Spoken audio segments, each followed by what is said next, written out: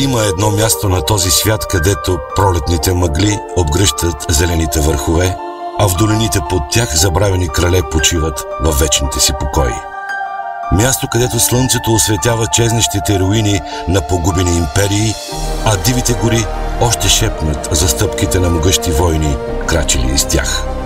Земя, в чието недра са скрити златни съкровища, земя на магии, изоставени светилища, на пролетни цветя, на малки потоци, превърнали се в могъщи реки.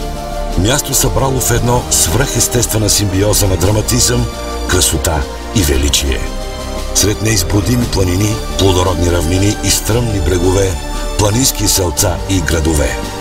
Място, което може да ви очарова или изненада, което да познавате и да откривате отново всеки ден, малко по малко. Това е България.